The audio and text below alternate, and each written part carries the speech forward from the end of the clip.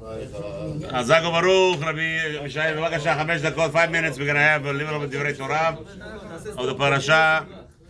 We're talking where the Yaakov Avinu came back to Eretz HaKodesh. As we ended off last week, what was happening? Vayar at the Malachim. Openly, Yaakov Avinu sees the Malachim. All the Malachim that a person creates in this world, they always accompany you. If you have a good Malachim, you're going to have good Malachim accompany you. If a person Chas v'Shalom makes bad Malachim, bad angels, they will be accompanying him. And over here, the accompanying that happened with Yaakov Avinu, with the Malachim that have protected him in Chutz La'aretz, they came in. As he came into Eretz Israel, the Malachim of Eretz Israel came to accompany now, give him. So the question is obviously, what's the difference between this Malachim? Which Malachim are stronger, right? Which you would think that if Yaakov Avinu had to go to Chutz La'aretz, 14 years they had to learn Torah, just to be nishmar, just to be careful that he shouldn't get harmed by the people or the angels outside, right?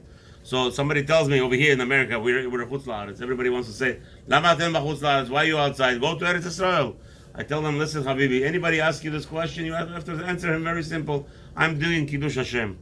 HaKadosh Baruch Hu put us Chutz La'aretz. Why? That we should show the Goyim how to behave.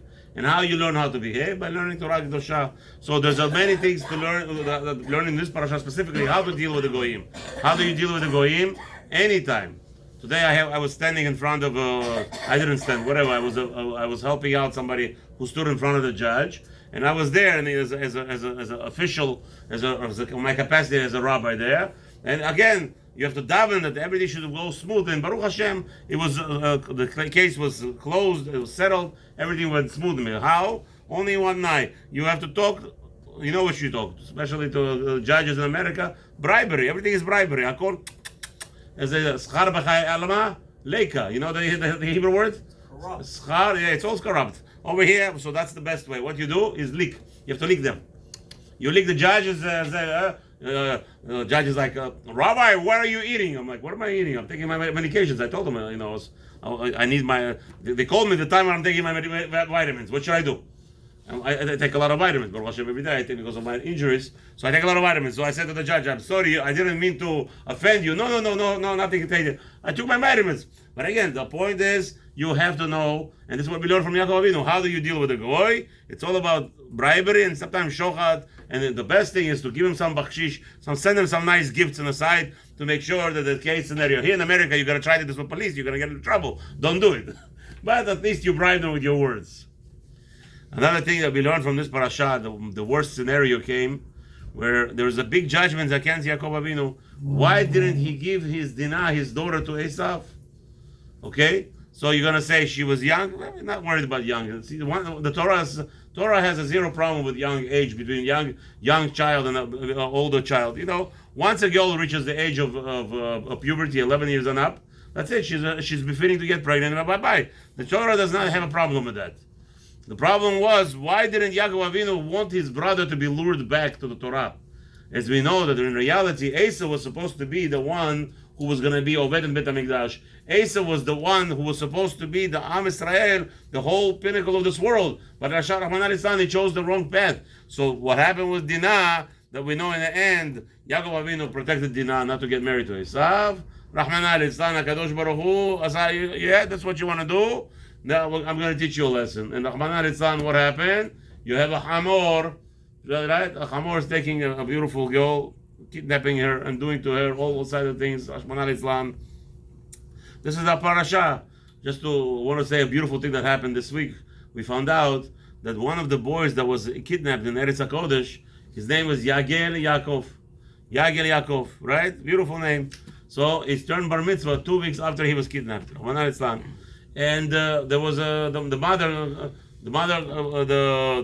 store where they ordered the tefillin bag and the talit bag and everything, called up the mother and says, I'm going to refund you the money. Forget about it. I'm sorry that this happened to you.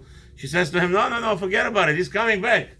We're going to make a big celebration when he comes back. The mother was very confident that her son is going to come back. Okay, so you say, okay, very nice. What has to do with anything I'm saying right now? Listen to this. I'm still amazed by it. You take a Perek Nun Gimel, a Pasuk, Perek Nun Gimel, in Tehillim, and you open the Perek on the Tehillim, and the last pasuk in that Tehillim. What does the last pasuk say? It's amazing. The last pasuk tells us a joyous occasion. Am Israel is going to be rejoicing. Where? It says like this. Nun Gimel. Right in front of me. Mechila. Takes time. So the pasuk ends. Pasuk Zayin. This is the last pasuk of this Perek. Nun Gimel. What's the significance of Nun Gimel? We'll learn in a second. Mi ten mitzion Yeshuot Israel. Beshuv Elohim Shivut Amo. HaKadosh is going to come back to us. He's going to return to us. And He's going to give us a rejoicement. Which what? Yagel Yaakov. Yismach Israel. Whose name is mentioned here? Yagel Yaakov. Yismach Israel. Yagel Yaakov. There's going to be a big bar mitzvah made. Probably he's going to have 10,000 guests, maybe more. And he should have more, B'ezrat Hashem. And make a beautiful bar mitzvah, as the mother promised. B'ezrat Hashem, Israel. Now, look at the pasuk ends. Yagel Yaakov Yismach Israel. What's Yismach Israel? The Jewish nation will be rejoicing. What day of his captivity? Chapter 53, date 53, he was released. You understand what's going on here? Just look at that. Kadosh Baruch Hu is constantly monitoring us. He's protecting us. Why? On the condition. What is the condition? We go with the halacha. What is halacha? What's the big? Who knows the main halacha David HaMelech established? What was the main halacha David HaMelech established? Who knows? Anybody knows? Gzerat David HaMelech. No. Gzerat David HaMelech is to say 100 brachot every day. The Gzerat David HaMelech was that we kayem this bracha till today. Every Jew, if you want to have Yeshuat David HaMelech, it's very nice you say Tehillim, but you have to be very careful to say, make sure every day you say 100 brachot. Have a wonderful evening.